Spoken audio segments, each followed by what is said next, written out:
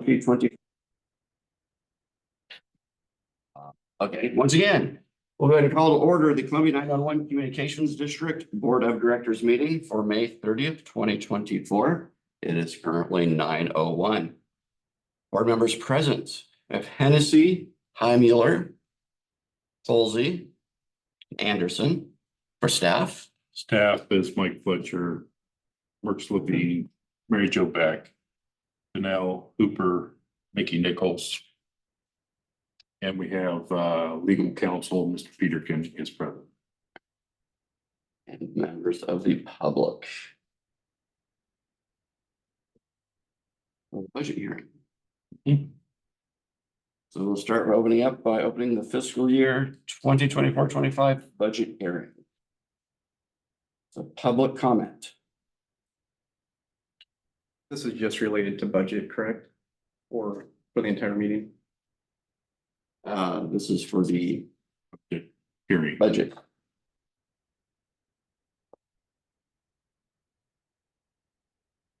Hearing none. Any member comments? None? Budget hearing. Okay, so we'll adjourn the budget hearing and continue on with the regular board meeting here. We've already done a roll call. Public comments.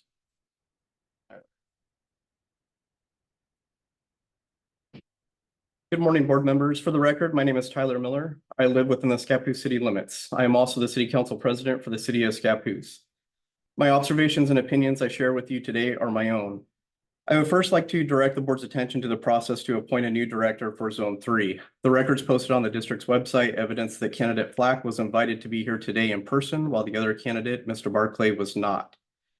This type of continued nepotism is the general behavior that continues to destroy the public's trust and support in this agency, the Columbia 911 Communications District. We saw nepotism, general and professional behavior, and failure to follow the law when this 911 district ran a sham process to select Federal Engineering to be the consultant for the radio system project. Now for the actual radio system replacement, we see the can being kicked down the road using a sham process in which more litigation is imminent. If this 911 district has any hope of passing future operating levies or a bond for a new radio system, the illegal processes and nepotism must stop. Perception is very important when asking the public for taxes. On the agenda today is a request by Mr. Fletcher to use public funds to obtain equipment from Washington County's 911, which amounts to over $60,000 plus larger undisclosed costs. The costs also do not include loading, transport, unloading, and storage of the equipment. The shelter in the proposal appears to need repair, but no estimate for repairs included in the proposal. Also, what's the condition of the generator and the propane tank? The confidentiality provision in the agreement between the two public entities also would violate Oregon Public Records Law. I would like to point out that the Tate engineers report indicated that a 250 to 300 foot tower is needed for Haven Acres to accomplish needed radio system coverage from that site and for the microwave system to overcome obstruction. So why would the district waste taxpayer money on a 140 foot tower? If any tower is installed there, it should be a tower that meets the future design requirements for the radio system. Otherwise, you'll be investing at least an additional $100,000 to $200,000, taking a 140 foot tower down, preparing the site for a larger tower, and installing a new tower that meets the requirements, if the location even turns out to be a site location used in the new system. Nowhere in the system design that was reviewed by an actual licensed Oregon engineer does it indicate a 140 foot tower is suitable. All towers required are stated to be at least 190 feet tall. Wasting taxpayer money on illy thought out and abandoned projects is a big reason why taxpayers did not approve the district's operating levy in the last election. Waste and incompetence will continue to be a strong narrative against future funding requests unless things change, and only if it can be witnessed. The same situation occurred when the district bought the used Washington County 911 equipment for the Meisner radio site. I pointed out then also the tower up for grabs did not meet their design requirements for a new system to achieve the required coverage levels from that site. This is an example of more waste. When you'll be using more taxpayer money to do things over again within a short period of time, there's no good excuse for that. The board should also be aware that utilizing Mr. Peterkin to communicate with Motorola Solutions only makes Mr. Peterkin a witness subject to discoveries such as subpoenas and depositions. Mr. Peterkin's involvement in the sham radio system procurement process is well outside the lane of professional legal counsel and has been illy executed and introduced future complications for this district. Using Mr. Peterkin as you are to try to claim attorney-client privilege is abuse of that privilege.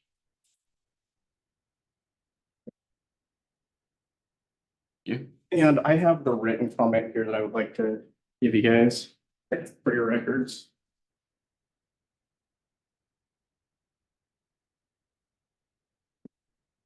And there's the last part on page 2, I didn't read. I highly recommend that you read it. Sorry. That you showed. Is there any other public comment?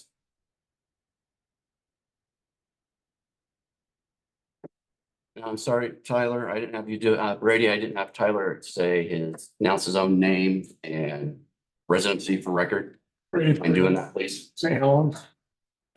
2 years ago, it's been several years ago, there was a ad for Save the Children. It featured Sally Struthers, who was quite obese, playing around with a bunch of starving children asking for money. It was a disastrous ad. It was parodied by Saturday Night Live. And in the Saturday Night Live ad, she actually was fighting the children over chicken bone. That's 911.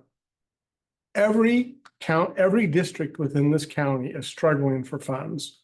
The port is struggling. The county has cut millions of dollars. The city of St. Helens is literally on the verge of bankrupt.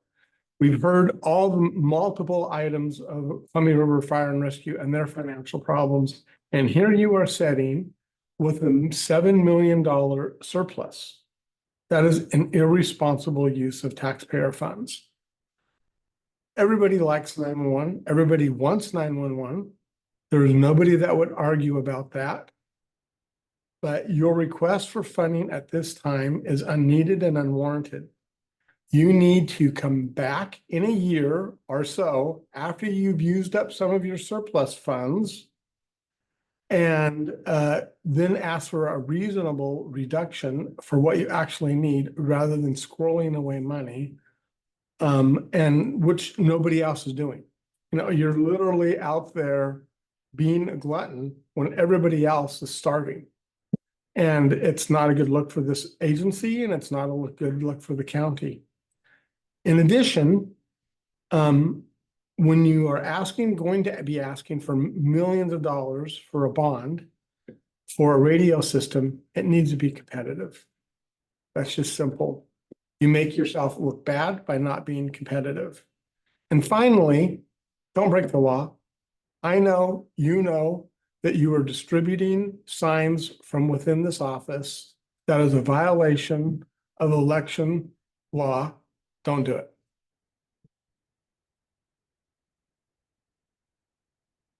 Or any other comment? Hearing none, we will move on. Board member appointment. Following the board's last meeting, we were instructed to conduct some both on our website as well as we published in the Chief and Chronicle. We received 2 letters of interest, emails, and a letter from Jonathan Barkley and Jeff Flatt.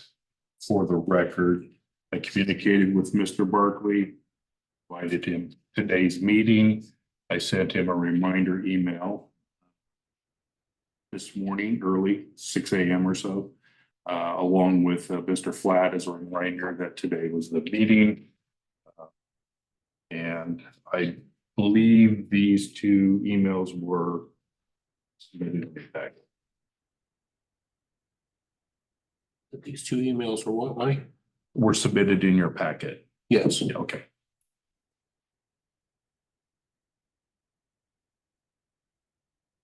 Was there any indication that Mr. Barkley was gonna come down here and?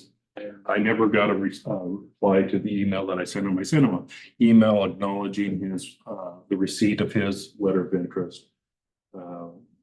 Advised us that the board would be meeting today on the 30th at 9 a.m. to review letters of interest, potentially ask questions, and potentially appointment at the same meeting. So Mr. Flatt is here as well.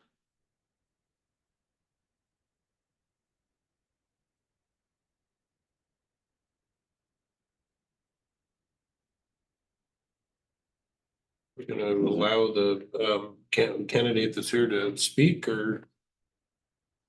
Any?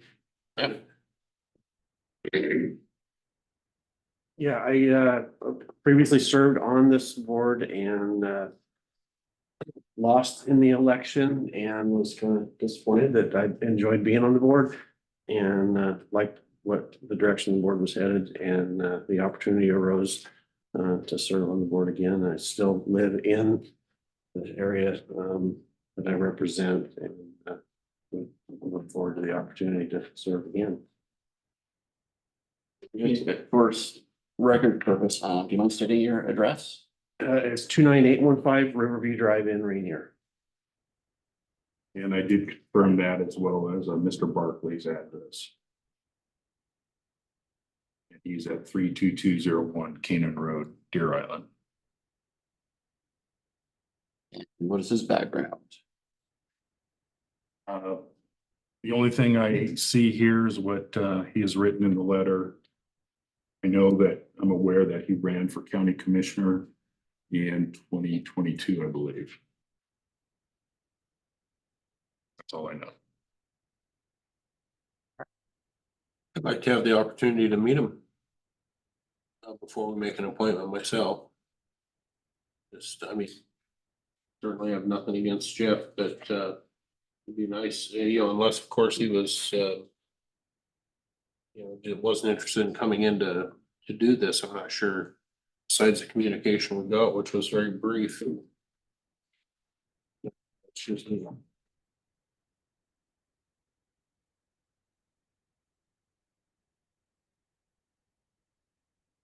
Any comments?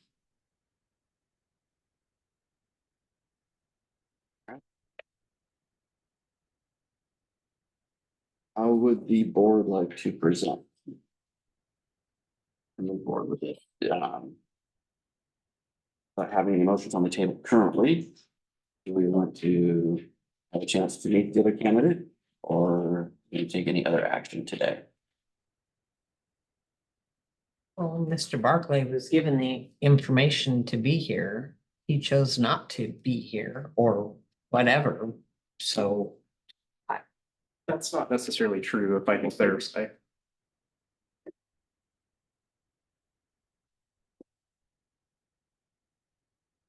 Yeah, I guess. Kind of got two conflicting stories about he was invited, he wasn't invited. Sounds like according to Mr. Fletcher, he was invited, so I'm kind of. Wondering why he's not here. If he wants the position.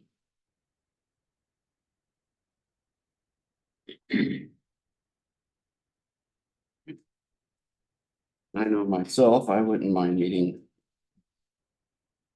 Mr. Barkley. Right now, is there any motion on the table? Or direction. Or direction? Mr. President, Yes. I'd suggest perhaps calling him if we have his number and see if he is still willing to serve. It serves no purpose to postpone having a new director if Mr. Barclay has chosen not to continue his desire to be on the board. Do we have a contact? I can step Give me- out and give him a call. Can you try that real quick? For the sakes of time.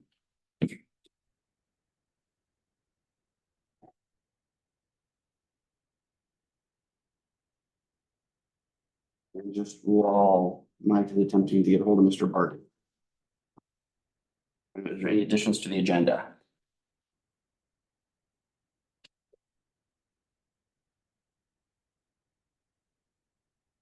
We'll just take a little pause here while we wait to see if I can able to get a hold of Mr. Barkley.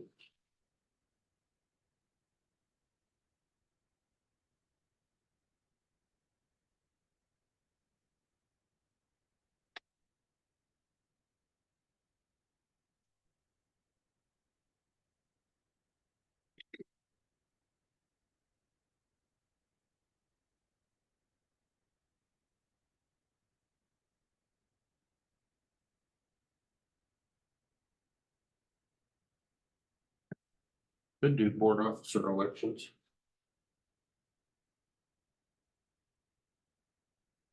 Just 1 second.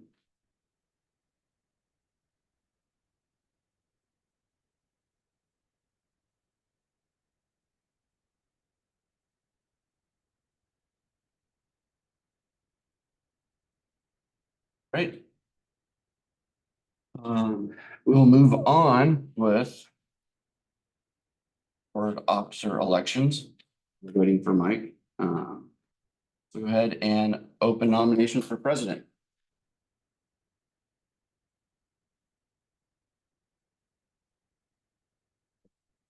I think it's, you're already the president. You're not up, I don't think. I think it's the vice president that is the open position, if I'm, We elect these every year, oh, okay. every position every year. Okay. I don't know why president's not out there. Oh, okay. I think it was just a little early. Usually is it June? Yeah, normally We're we, gonna do officer elections. yeah, because we,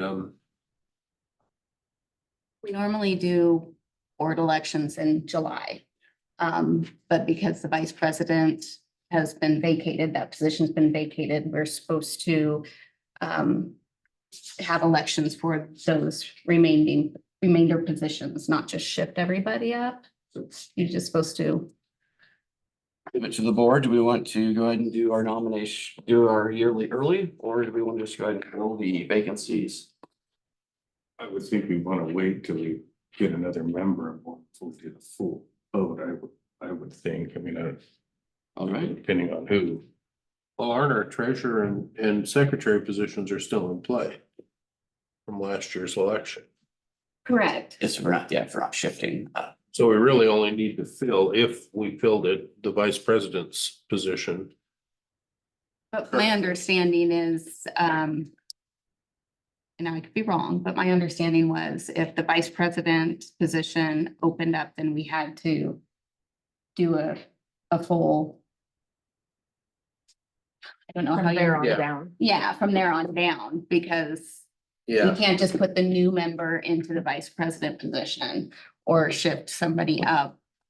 Yeah, I don't Has think to that's be. how it is written in our, but nonetheless, we can, So, all we right, certainly could table that until we fill this position. So I think it's gonna be policy 6. yeah. So what I can do here is we're going to wait to do our normal slate at July 1st, which means we have the current open position for vice president. We'll take nominations for vice president. Can I clarify with Mary Jo, Yes. who is our member at large? I Isn't it? We have a member at large, that's what we need. to think it's, let me check. Really like that. Member at large. Yeah. Sounds really good.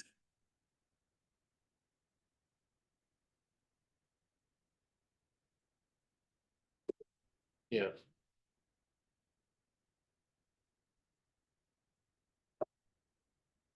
Bruce is a member at large, Shelley's the secretary, and Henry's the treasurer.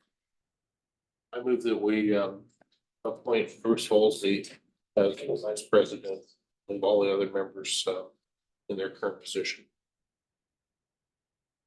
Is there a second? I'll say.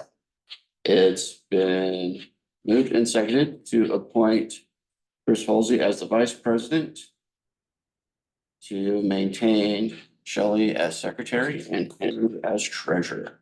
Discussion.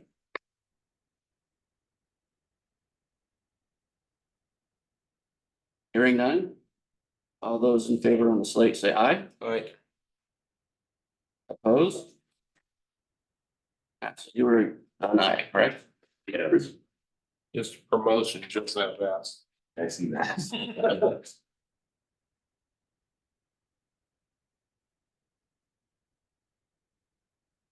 Did you have any luck, Mike? I did. Mr. Barkley acknowledged that he received both emails.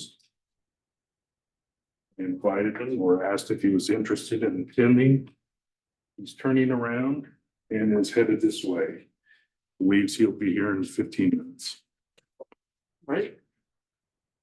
Well, we'll go ahead and table the appointment of the open position for right now, and we will move on to approval of the April 25th meeting minutes. Mr. Chair, I move that we approve those minutes as presented. Is there a second? I'll second that. It's been moved and seconded to approve the April 25th regular meeting minutes. Any discussion? Hearing none, all those in favor say aye. Aye. Opposed? Passes. May 2nd. Mr. Chair, I move we approve those minutes as presented as well. Second. We move and seconded to approve the May 2nd, 24 minutes. All those in favor say, or is there any discussion? Hearing none, all those in favor say aye. Opposed? Passes. And last, the May 15th special board meeting.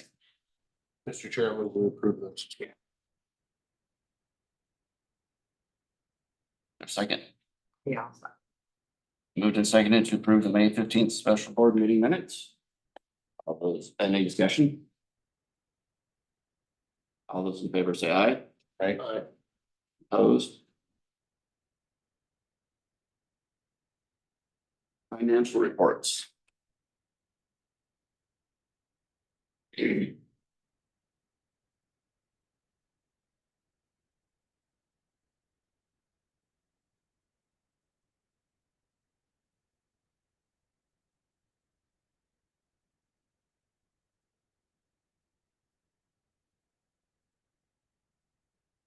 Want me to move forward, or did you want to do your? We'll be technical, entertain a motion.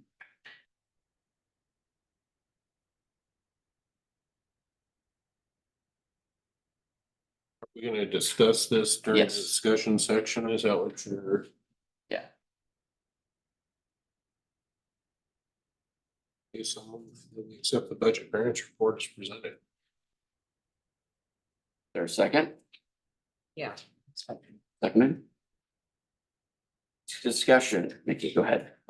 We are in good shape. Our benchmark for the end of last month should be 16.67%, and we are currently at 37.3%. And that's where we're sitting. It feels like a pretty good place at the moment. Anybody have any questions for Mickey?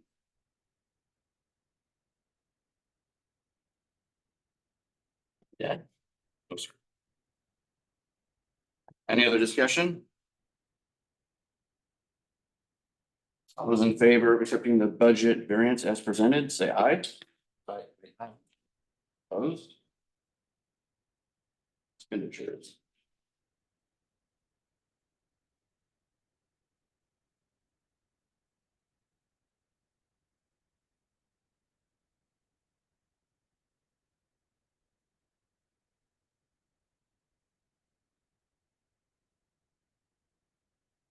Question on that, Mickey, or would you rather have a motion first?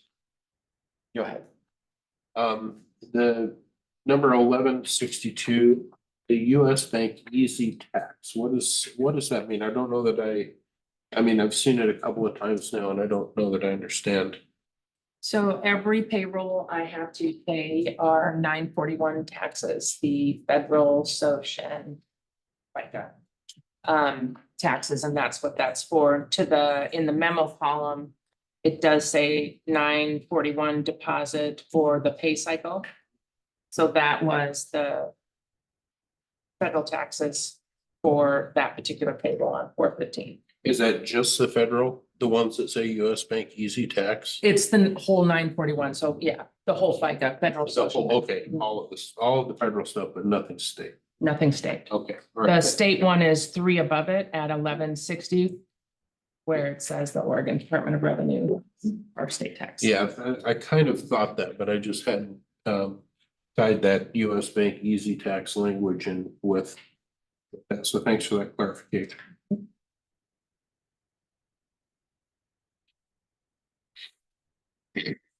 Any other questions? Yeah.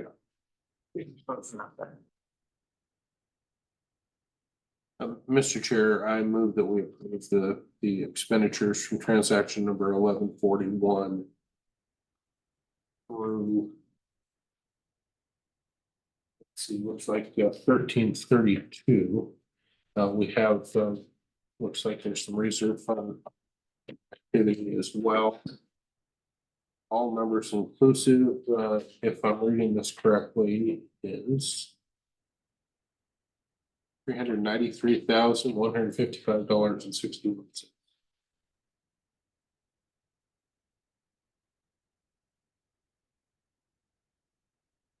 Second. Second that. Question for Mickey. Yes. Is traditionally in our previous accounting programs, it did list everything sequentially. So I know this one, the transaction numbers kind of are mixed and jumbled around. I just want to make sure you heard that Henry's motion did capture all of the transactions. Did, I watched that and it looked like he captured everything in there. Right? I do see a 1334 above the 1332 that I verbalized, but inclusive of the list regardless. I was going to get you to amend your motion to just approve as presented. Yeah, certainly. Shelley, did you second? Kristen? Yeah. All right. Is there any other discussion? All those in favor to approve the expenditures as presented, say aye. Aye. Opposed? None. Budget members, vacancy in zone two currently is not. It's still vacant, on appointment to a director for zone 2, then that would be incumbent upon them to seek out a member of the community. So we'll table that also, depending upon what happens with the program session. Go ahead and go with your manager report. Yes,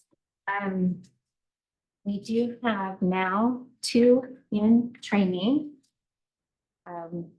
Madison is doing really well and Ashley started on the 20th and is an in-house academy. DPSST opened up an additional academy class and we were able to get both of our staff into it. So they're actually heading out in, I believe, the 10th of June.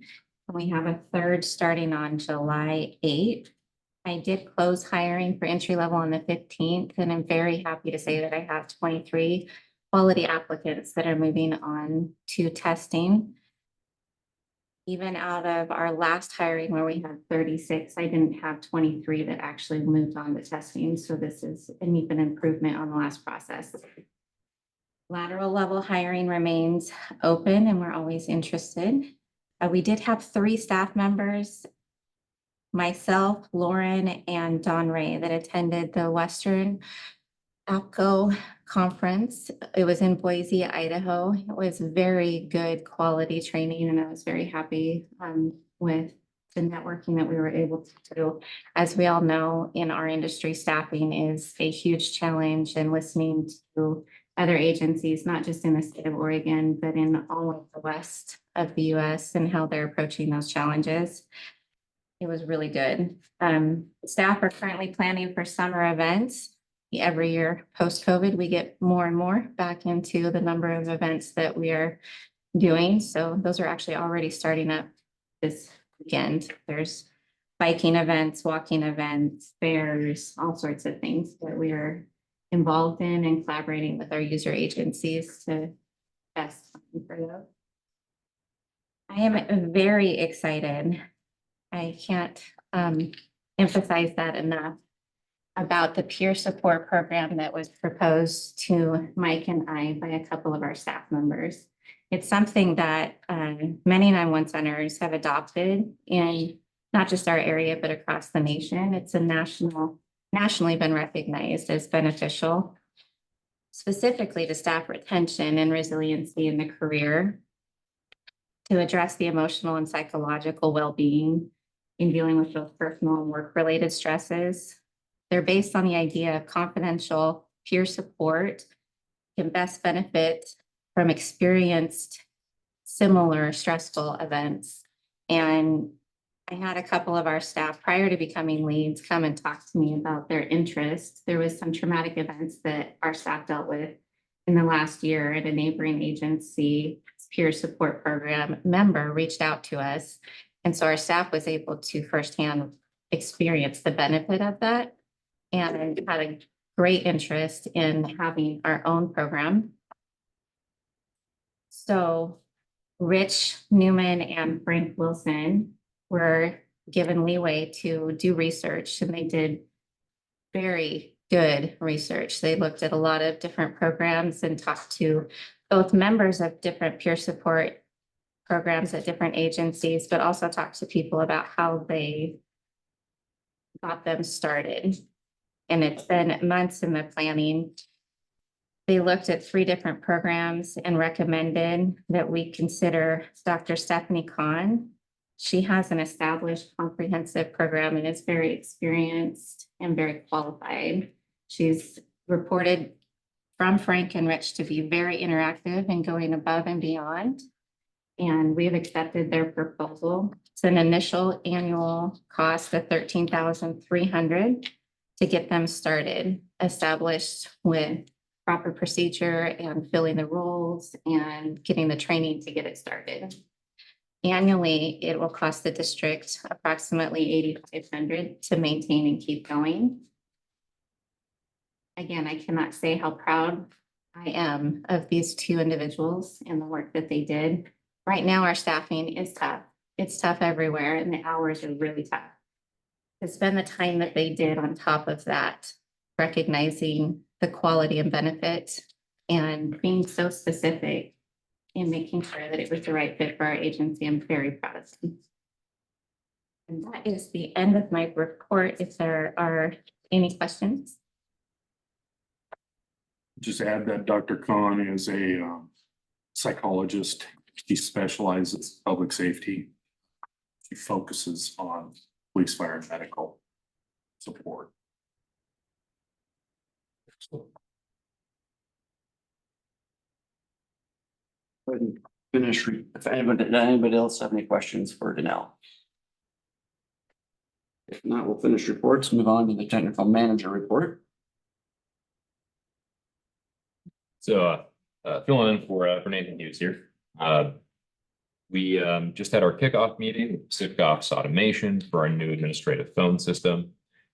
We've got upcoming meetings on the database transfer and network hookup, but we've got a tentative hope to have the system completed by mid-July. That'll be a upgrade for our, of course, old admin phones, as well as replacing some of the call boxes. Chandra Egan, our CAD specialist, and myself attended the Central Square conference, Central Square Engage in Texas. Central Square, of course, is our primary CAD vendor, and they had sessions about a lot of upcoming features with CAD, as well as some very useful stuff about configuring the new interfaces with CAD.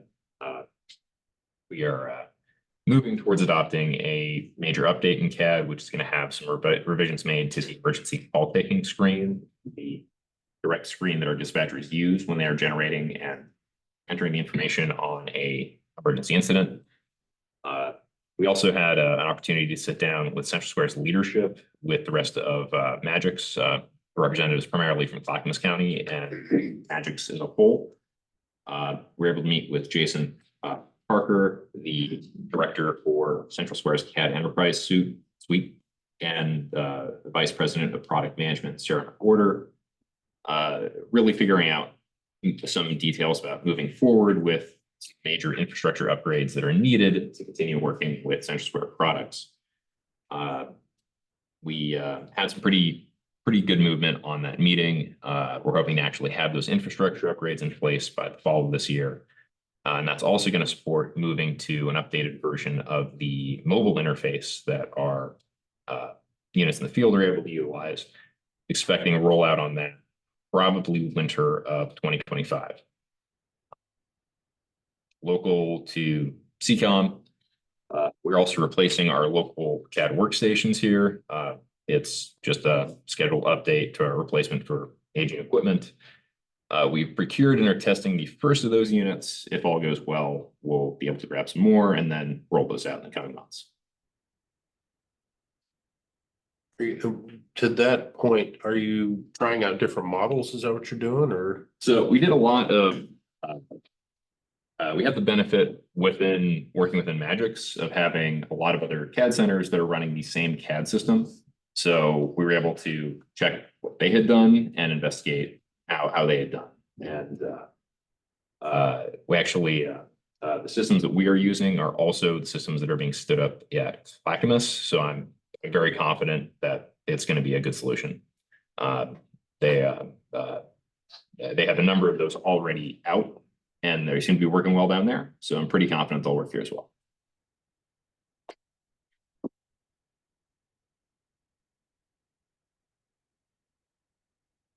Any other questions for Nathan? I'm sorry. Barks. Or the phone, Nathan. Designate. Right. I think that's Mr. Do you want to revert back to? Yep. Two? Yes, we will. So we're gonna go ahead and move back or table the appointment of Zone 2. Mr. Black. Talked to you a little bit ago. Mr. This is Jonathan Barkley. Yes, sir. Hi. Good morning. You wanna go ahead and step on up here? Yes, sir.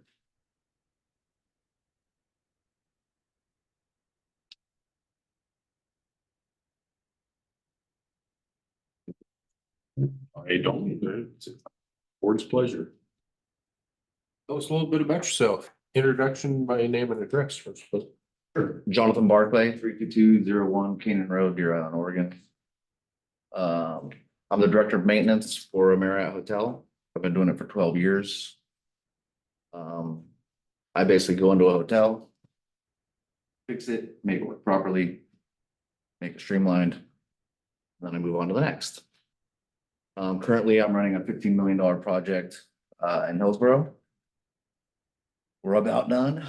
Thank goodness. It ran a little bit longer than expected. The timelines kind of changed due to supply ability and all that type of stuff. So that's what I enjoy doing. I enjoy going in and streamlining processes and making them work perfectly and then handing them off and saying, here you go.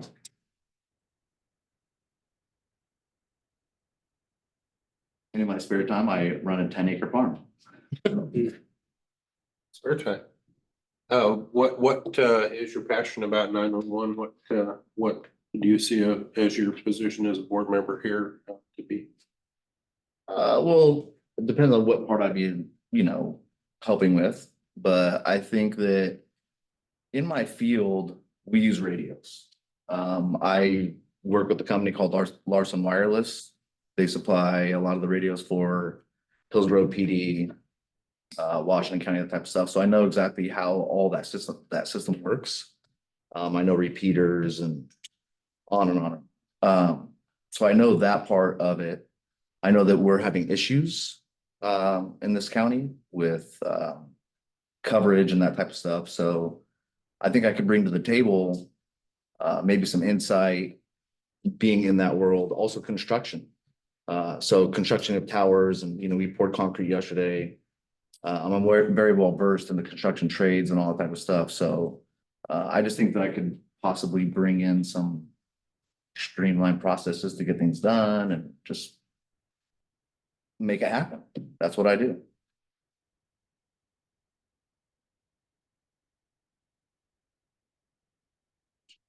I think, good. Shelley? Have you served any public service? Boards or? I have not. I ran for county commissioner in 2022. I got 4th out of 4.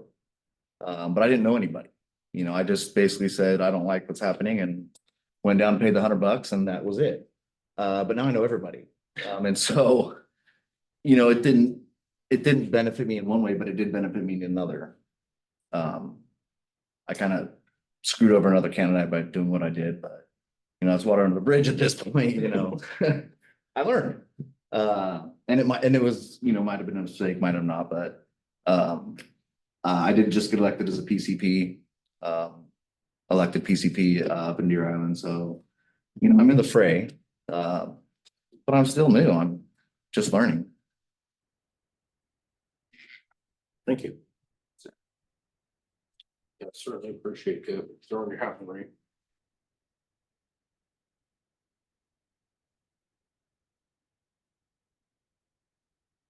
Anybody else have any questions?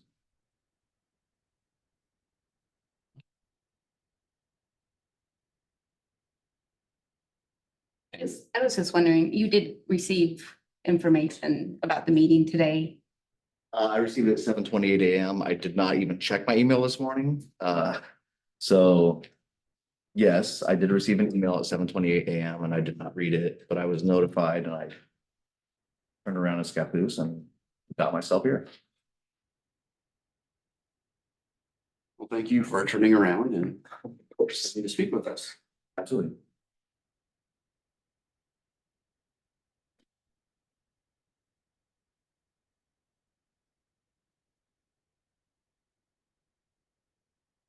Motion.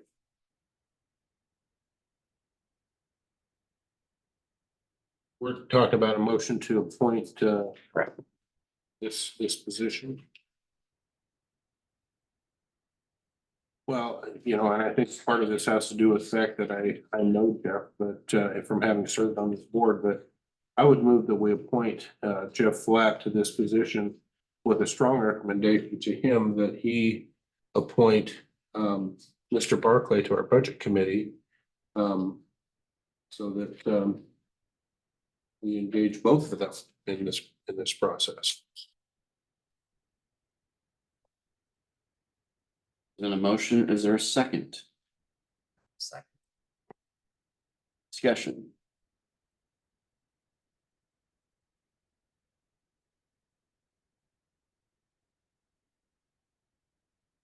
Bruce.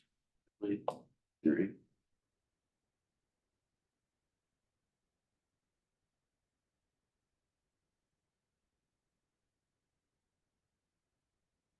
Motion on the table. All those in favor to appoint Jeff to a position, say aye. Aye. All those opposed? This is. Are you willing to serve on the budget committee? Yes, sir. You just get your foot in the door that way? Yes. Chance, are you gonna stay for the rest of the meeting? I can. I have a phone call at 10 o'clock, but We do appreciate you putting your hat in. It's good to meet you and see you. thank you, sir. It'd be nice to chat with you a little bit more after the meeting if you're around. Yeah, I'll take a phone call at 10 and then I'll just, I mean, I can stick around for however long, it doesn't matter. I'm pretty flexible. Perfect. Thank you. Thank you, sir. Mr. President, Yes. we already had a two-part motion on the table and has not been addressed. If Mr. Barclay is willing to serve on the budget committee, then I think that that motion is still before the board. Correct. I think that was upon appointment from Jeff, which I need Jeff to have that position. To be able to recommend John to be a, I understand your Because he's- technicality. Yes. Yes, because he is the region. Yes, So okay, got it. That is the minutia. Understood. And then are you going to then swear Jeff in? Because Yes. that would be the next step. That was the next step. Thank you. flattering.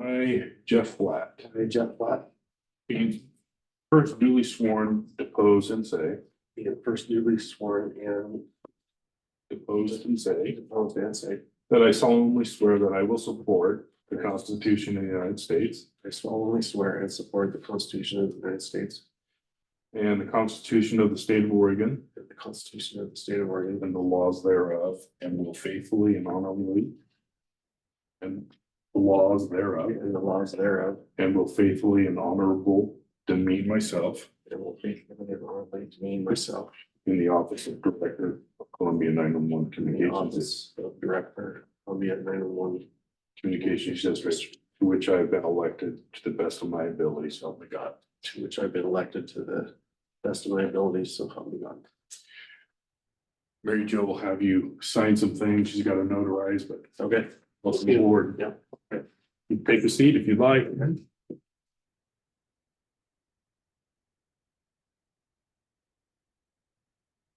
Well, the good news is observations have taken place, so that train's not coming down. But on our agenda, I'm going back to the next line of business is a budget member for zone 2. Yeah, there's a vacancy. Been vacant. I think when I was on the board previously, I had reached out to a few individuals and hadn't had any luck filling it, so I definitely be interested in having filled here. Still there. And confirming you are interested and willing to serve. We need to have John do some paperwork as well on that, or I can't remember. That's just a board appointment. Just a, okay, just a motion that there was a. With that, I move, we approve Jonathan Barclay as a budget committee member for district or zone 2. For Columbia. I'll second that. It's been moved and seconded to appoint Mr. Barkley for zone 2 budget committee position. Discussion. Hearing none, all those in favor say aye. Aye. Opposed? Passes. Congratulations and thank you. Thanks to both of you guys. Moving on to old business, I'm gonna turn the slate over to you, Mike. Yes, sir. So starting off with the Meisner, we are just wrapping up everything there. Just this last week, the fence was complete. Migration of the equipment is complete. Decommissioning is a work in progress of the old equipment. And Mr. Peterkin is finalizing the ODF lease agreement. And go into executive session, we'll be discussing a potential language of a co-location agreement. So that is today, but it's going very well. With that was the completion of the phase 3 microwave upgrade. Meisner site equipment has been installed and is operational. Any questions so far? Okay, moving along. The next gen radio project on Friday, May 3rd, Mr. Peterkin and I met with Federal Engineering to review the Motorola proposal. Federal did their due diligence and evaluated the proposal, crossing the Ts and dotting the Is and making sure all the boxes were checked. It was very favorable. We'll be discussing things further with them. Today, Mr. Peterkin and I are seeking the board's authorization for us to work to engage directly with Motorola, because there are, within that proposal, there are items that need to be vetted out. There's optional elections for things, and we need additional information on what's the best path forward. Our goal is at the conclusion of vetting all those things to find out a true number. Mr. Peterkin and I will come back to the board and then with your approval, arrange for a meeting of Federal Engineering here with the board, the advisory committee, and the users and the public to discuss the proposal.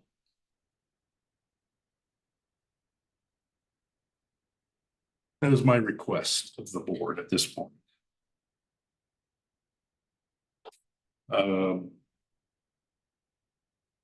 Local option levy, there's an update on the county elections today. It's posted at least for the 30th. I haven't seen it yet. So that's still in limbo. That is my old business reports are. Oh, I'm sorry. I have one correction. This is related to the radio project and the levy. As everybody knows, we belong to Special Districts Association and they provide lots of services for special districts across the state. One of those things is municipal advisory service, and that's fiscal advisory.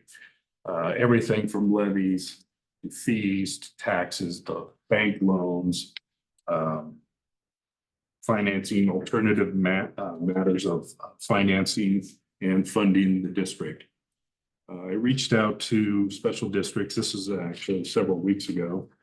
And before you in your packet is a document, an engagement letter from special districts. And it's to provide a service and advice for financial matters. There is a fee, it's $35,000. And I'm requesting board's approval to allow me to sign this agreement. What's the term of the agreement, Mike? That is an excellent question. I don't know if it actually.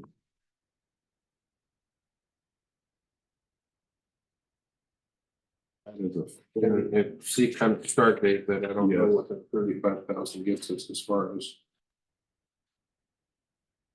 Number of projects, number of months. Well, it's changing with the current issue with this optional levy. So my intent is to speak with them regarding that and valuations. It's also tied to any future radio system, looking at financing options of those bonds, etc. Just inviting. And so I don't have an exact date, but I can get that for you. I think that, you know, it kind of describes it as, the $35,000 in a, tied directly around the bond sale for a new radio system kind of thing, but, could they also be used for other things? And if it were done in phases or things like that, how does that play out in that? So it does speak to that. They can sell, so if we're just gonna talk about bonds, they can break those bond sales up over a period of time, and that's included within this advice. As well as a one-time bond sale, $30 million or whatever that final number is going to be, that's included in this process. But other advice, finance models being discussed, or levy rating could be discussed. With the bond, of course, we'd be looking at what the taxable rate is for the property owners of the county. That's all inclusive of this advice and agreement. I guess where I'm not necessarily concerned, but I have a question mark is if that happens within 6 months, is that a one price? If it takes 2 years, is that a different price? How long can this stretch out, or, you know, that kind of thing? I can verify that. Just building some fences around. Sure. that. Is this something we need to take action on this month, or can you come back to I us? will with that certainly go information? back. Okay, maybe just some clarification on how that might tie into our current needs and future needs. I'll check with David. Any other ones from myself? I was going to exhibit A and B here, stating the word in that discussion, and they will to support and these requests. Yep, can do that.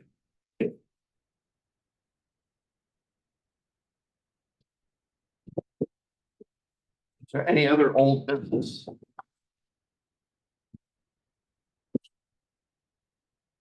New business, ending authority limits. I am requesting the board to not only allow me to get additional cards for our administrative staff, but to up some of the spending limits that currently have been in place. And the background on all of that, Mary Jo is amazing around here and helps all of us out regularly. And we are always coming to her to ask her to, can you order this, can you order that, can you order this? But she's doing it on all of our credit cards, and we would like to make everybody accountable to their purchases. And the only way to do that within administration is to assign everybody their own individual card with a spending limit and a credit limit on it. Our credit limit at US Bank was raised by them, that I didn't seek that out. They just notified us that we're receiving additional credit. So that opened up that door to spread that money to get additional cards for everybody. The other issue that we've been having is travel. It's very difficult when you go to and you need to stay at a hotel. It's almost non-existent now that you can pay with a check ahead of time. You have to get all this pre-authorization, and it's been very challenging. So we tested this out. Merck's had mentioned that him and Chandra went on a training. So I had taken their cards and upped their limits a bit and let them, because I can do that. I can up their credit limit so they can purchase within their spending authority. But they were able to, they both came back, it's like, this was so smooth, this was so easy to come back and give me all their receipts and submit them for all our training. The hotels is the biggest thing. So that is my request. I would like you to consider doing that. You know, most auditors don't like someone using someone else's code. I know. That is a big no-no. Mhm. I don't like it, which is why I'm bringing this here. Yeah. Well, and with that, I believe a lot of institutions no longer do like a generic card. A lot of them do have a specific name attached to that card. And I was going to ask, will each card you're talking about here be issued to the person with their name on the card? Yes, it is. And I lost what you wanted for the spending limit. So is that gonna be on what they're allowed to spend by policy? On the credit limit to each person on the card? So the Sorry, I lost that. I flipped. no, that's okay. The credit limit side is they can make multiple purchases up to that limit. The spending limit side is that single purchase they make, they can't go over that limit. So to purchase one thing, they can spend up to whatever that spending limit is, even though they have more credit, they can only buy one thing under their spending. Does that make sense, Bruce? Oh, totally. And I just went through this with our auditor, so that's why I was asking. So, Yeah. yeah, that makes sense. It does make accountability a lot easier to track. Yes. We also noticed that during the pandemic, things changed dramatically for vendors. And I don't know really what the backstory is. I've always been told it's staffing issue. In the normal world prior to the pandemic, we would receive invoices and we would pay them just like we do with all of our APs. And that came to a screeching. We have so many things that are required to be using our credit cards to pay recurring. And so if you looked at my receipt, there's dozens of Microsoft, because it's just recurring. That's how they're billing us. And it has an impact on two things. One, spending limit, because we can bump up to, at least we have hands right at the top. And so you guys authorized my spending 40 bump.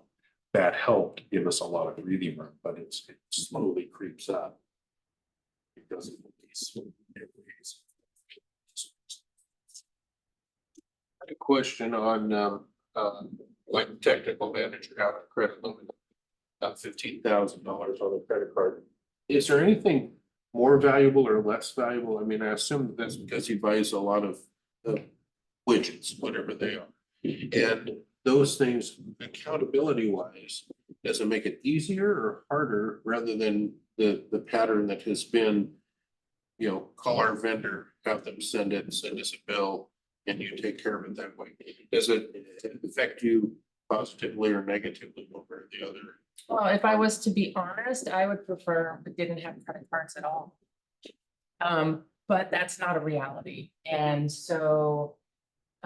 It would be easier for me to have everybody have their own card with their own limits than it currently is. If that helps, it would be easier to manage that instead of trying to track down where a receipt might be. Because I don't know maybe who made the purchase. So that's what I'm trying to lock down and make sure that everybody's accountable for their own cards and what they're purchasing, and that I know where to go to get a receipt or expense. Everybody's pretty good about it. So, does that answer your question? Well, it does. I mean, I anticipated your answer would be just. So when any of the staff is using the lease, taking a couple examples. Or was it, I know we did it, so with my card, you know, I have to list down everything that I spent on that card. And then that is turned into, you know, financial personal. So is that the same process that occurs here? I have not asked anybody who is spending off a card to list me an expense because I have access to US Bank. I'm in there at least every other day, if not every day, looking. Making sure that we're good, that no one's reaching their limits and all is well. So That's another, is someone looking at someone's spending? You know, I am looking at what someone is spending on a regular basis. okay, that was my question. And then I can print those charges out all the time, and then I take that and go, you know, if I'm missing any receipts and then. But they turn them. Get audited, then I'm assuming that it gets checked. Yes. Sure. Lulu, yeah, just not that you're gonna see them. I think it's the internal control would be the two of you would be monitoring those statements. Correct. Today was a great example. We're paying the bills and we're doing payroll today. And have a folder in my office, just receipts. So if I buy something, the receipt goes in there. And then when the bill is due, Mickey comes around with our statements and it's highlighted mine.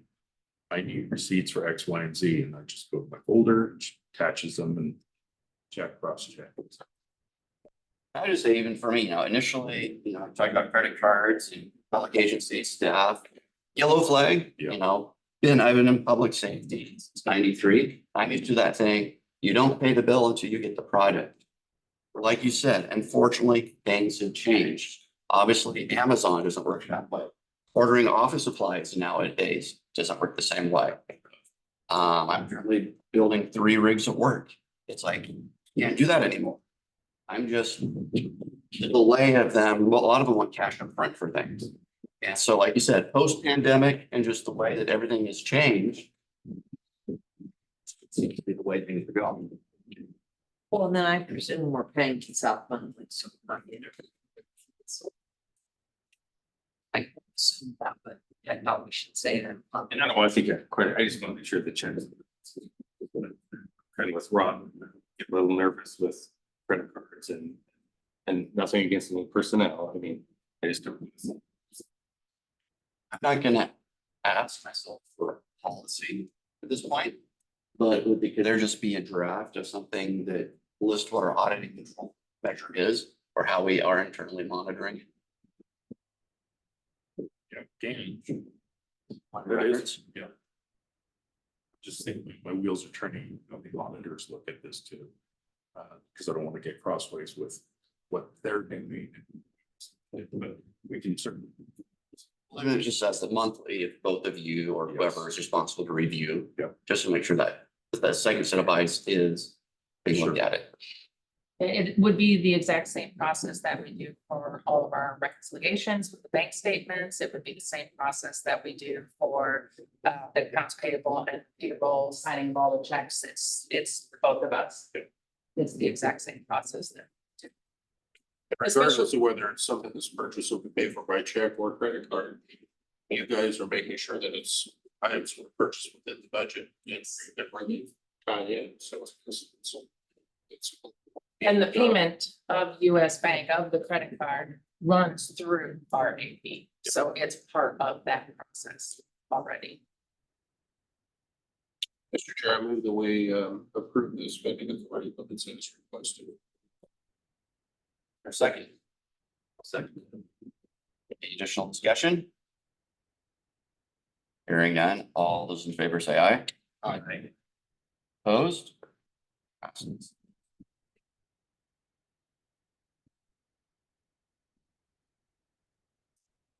Business, the last thing I have is request for authorization, acquisition of surplus radio site equipment. I think I missed one photo this packet, so I think this is year or so ago, I gave the board a heads up that this site that's currently, was currently operational was decommissioned because they no longer need that site. I put my name on it, surplus at that time, and it has now been available. What this is intended for is the last of our sites that is in, it'll repair is the Haven Acres site, which is located just small knob. There's very little real estate at the top of everything.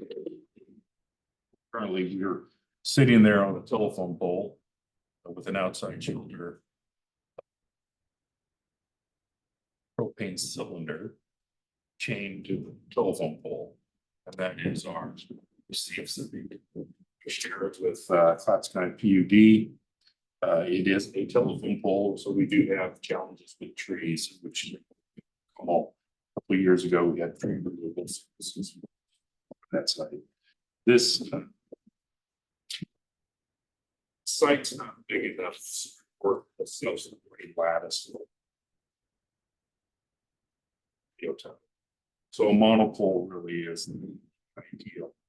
Monopoles are usually not my first go-to, but they have a place, and this is a perfect place for them.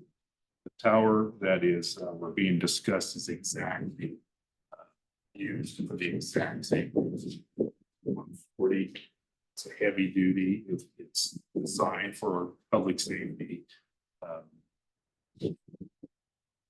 Conceptually, this is exactly how we would configure it at the 80%.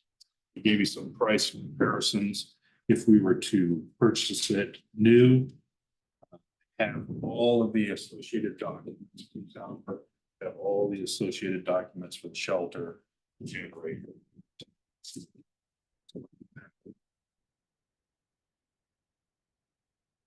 So the board's pleasure. The only thing that is missing is I'm working with the actual winning bidder to decom this site, which is Summit Solutions.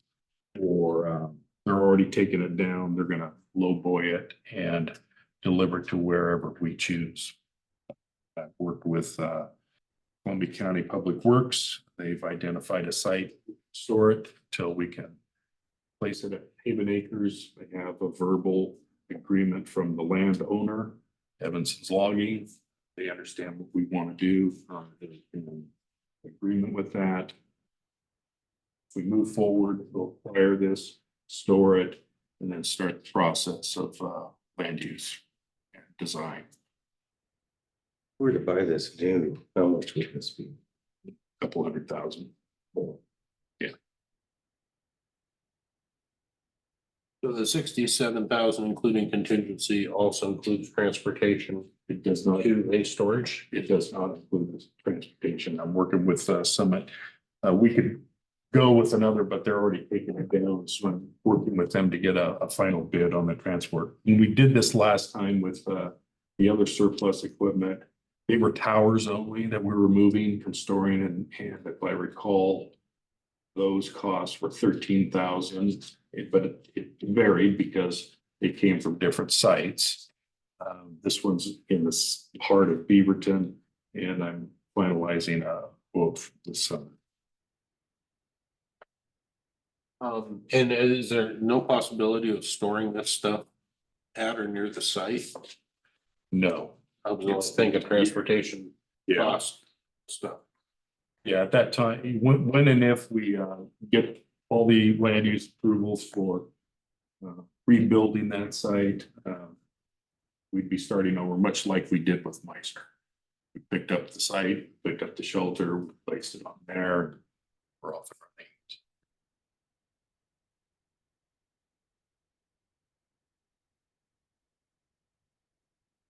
And all that transportation stuff really doesn't make any difference because we're gonna pay for that, whether we're buying it new or used or whatever. That is a fact. I was just gonna say.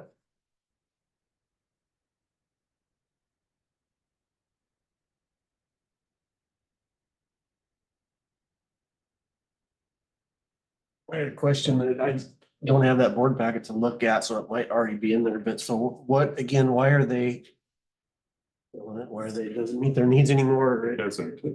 When they did their upgrade, they added sites to Washington County, Hawkins County, and propagations changed with what they were doing. And this site was a working viable site for their first phase. But when they went to phase 2, they changed sites and this one was no longer needed.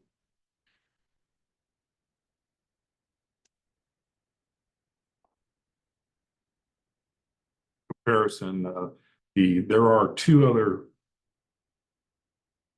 vendors or customers on the top of that, Haven Acres. And one of them is a wireless provider and there are 2 on a monopole.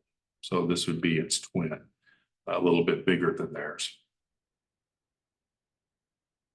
For the exact same reason, small real estate.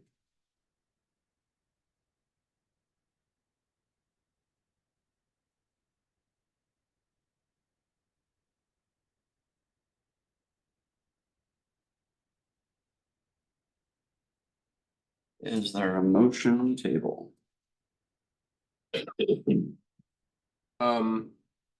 Do we, I guess I have no problem with this project, but do we need to know the unknowns as far as transportation and stuff is concerned? Do we have any kind of a ballpark? What do you think that's gonna look like? And does this company that's decommissioning the site do the actual transportation? Do they turn around and sub it to somebody else? How does all that work? Well, that's why I'm working with the company that won the bid to decom that site, because they're already there dismantling. That's what they do professionally. My guesstimate is using the reference from previous towers that we've had transported. Those fees were 13 to 15,000. I'm gonna guess this is because it's a little different. We're adding the generator, the shelter, and a propane tank.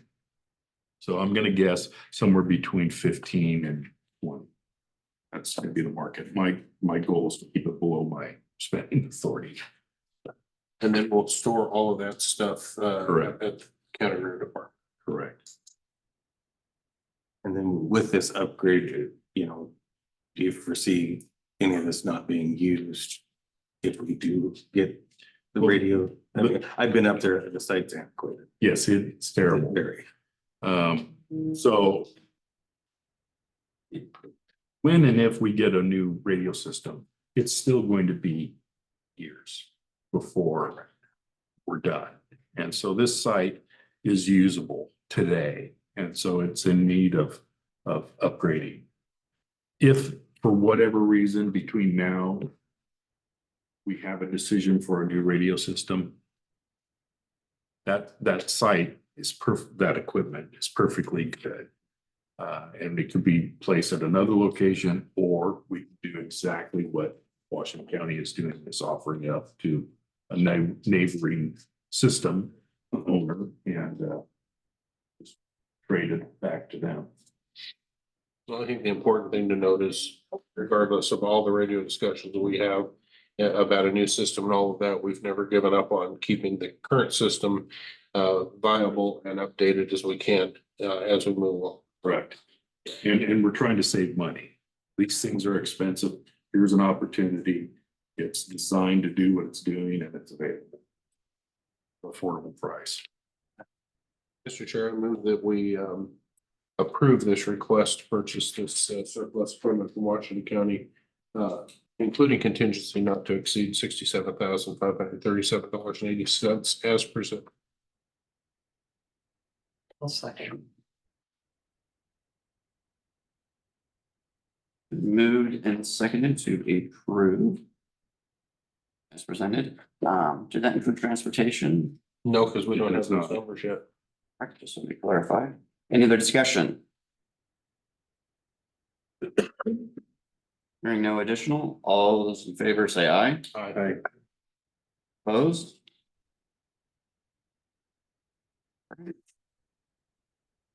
Before we go into executive session, any other new business? No, sir. Hearing none, we will go into executive session under ORS 192.660 subsection 2 and H. Discussion of legal counsel. Time is 10:18.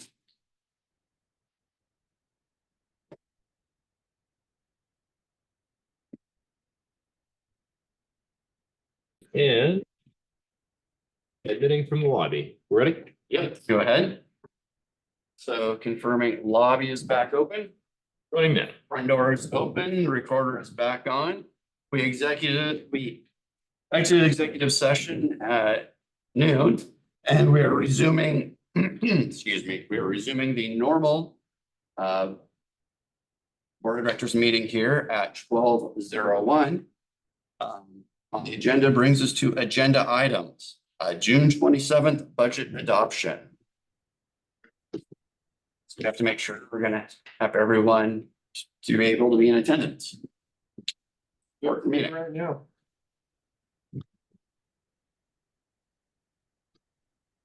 Time was that? It would be a 9 AM.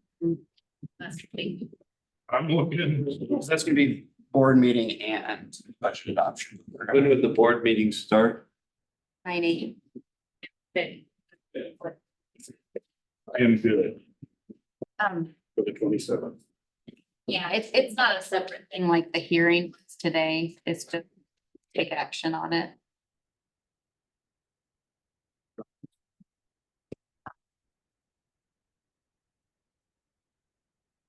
Good on the 27th. Okay. So far, so good. So you're good, you're good. Henry, did you say you're good? Cool, so looking forward at a minimum. And board member comments, or is any other business? Hearing none, board member comments, and we'll start from the right this time, which It's glad to be back on the board and looking forward to working with everybody.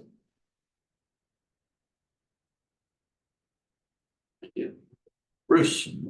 Appreciate this, all this work that staff's been doing lately. It's been quite busy. Yeah, I appreciate it. I just want to say that, it's interesting to me that, process of the levy request we had out there and that vote's not been final. That conversations were had in print around this county about these massive reserves we have, things of that nature. And I just like to mention on the record here that is very, very strategic on this board's part. We have planned, as we have for decades, for radio replacement, equipment replacement, all of those things that keep these invisible things that are happening out in the world in play. So that when people do call 911, that the equipment is there to answer those phone calls and to dispatch the appropriate units out there. And when a board such as ours has put the energy and strategy into play to very publicly create reserve accounts that are there to maintain, upgrade, and replace equipment, how those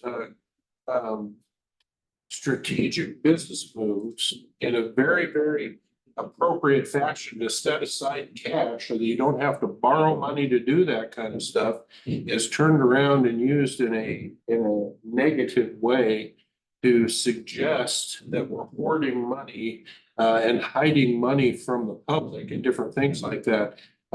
Just is counterintuitive in my opinion. And I just want to make sure that it's on the record that there's no accident that we have those reserve funds. There's no clandestine agenda out there that is squirreling away money and hiding it. It's in our budget. It's on the website. Go take a look. It's everywhere. And the reason for it is to try to save the taxpayers' money in the long run. And so we plan for the occasional levy to not pass first time around. We plan for equipment that is gonna burn up.